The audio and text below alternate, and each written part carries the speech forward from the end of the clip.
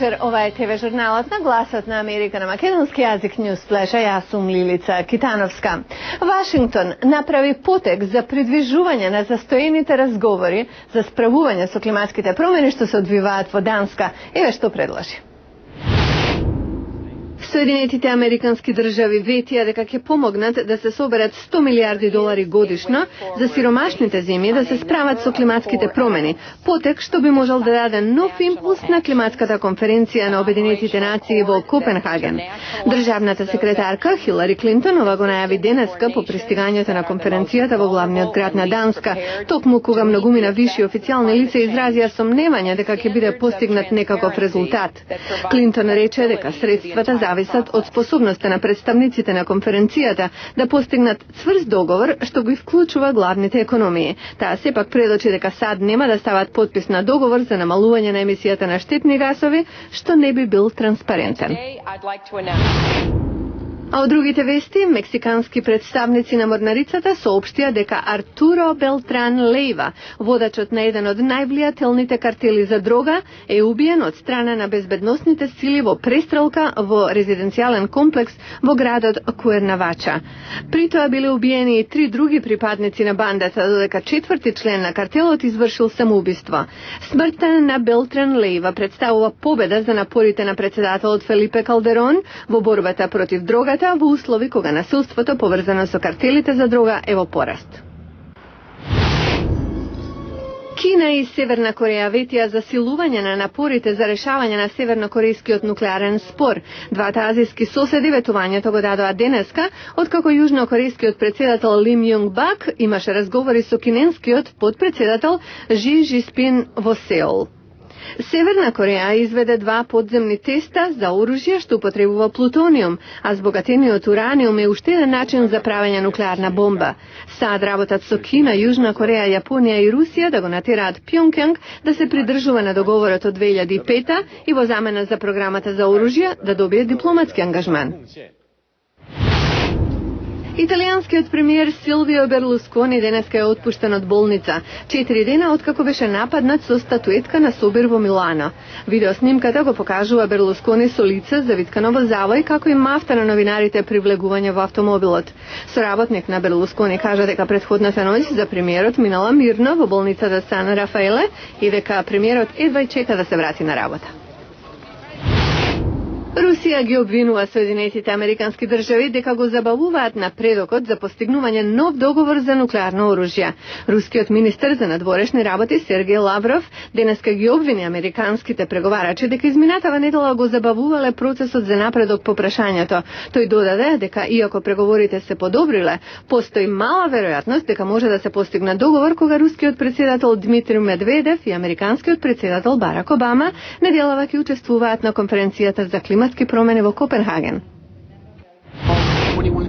Стапката на невработеност во САД останува на 10%, а загриженоста што од тука произлегува ги натера членовите на представничкиот дом на Конгресот вчера да одобрат нови $154 милиарди за програми за помош.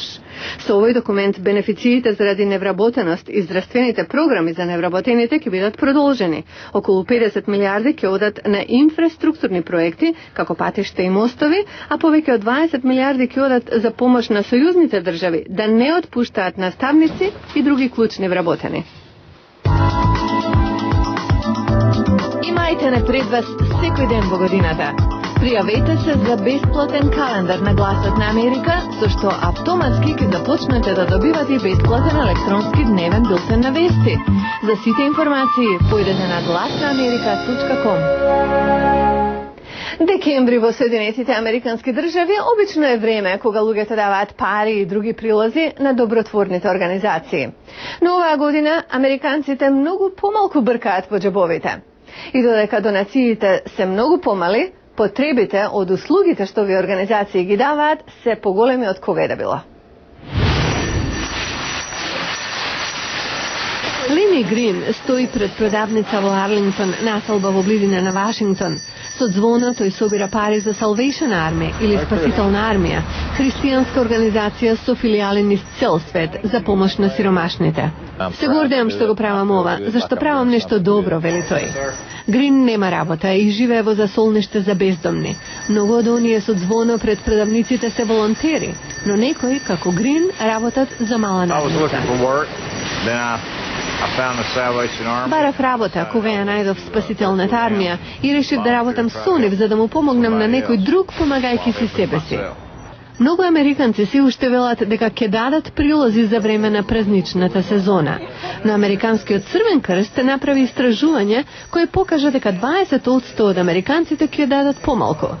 Грин вели дека некои се извинуваат што не ставаат пари во црвената кофичка. Некои ставаат ситни парички, но тој вели дека сето дека се дава е добро, не е важно колку, зашто е од срце. Портпаролот на спасителната армија, Джордж Худ, вели дека потребата за нивните услуги значително пораснала. Луѓето кои традиционално биле наши донатори сега ни се клиенти, а луѓето кои обично даваат по тешките 12 месеци даваат помалку. Оваа организација има многу програми. Има продавници во кои продава донирани предмети и на тој начин поддржува центри за рехабилитација на возрастни. Майк Винсент раководи со центарот во Вирџинија. Тој вели, гледа дека луѓето сега донираат повеќе облека, но не и поскапи предмети за домакинството. Добиваме барем 20% помалку мебел, например. Луѓето подолго се држат до вакви работи во тешки економски времења. Спасителната армија им помага на луѓето и во плаќање на сметки за домакинството. Портпаролот Худ вели дека нивната најголема грижа е што сега, а посебно во јануари и февруари, многу повеќе луѓе ќе имаат потреба од помош, а тие не ќе можат да ги задоволат потребите зашто имаат помалку пари од лани. Но давањето на добротворни организации е дел од карактерот на американците. Никој не се сомнева дека со поправањето на економската ситуација ќе се поправат и нивните приходи.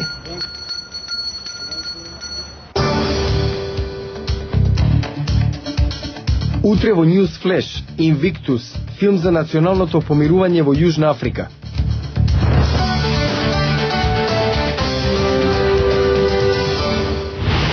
Го гледавте News Flash на гласот на Америка на македонски јазик.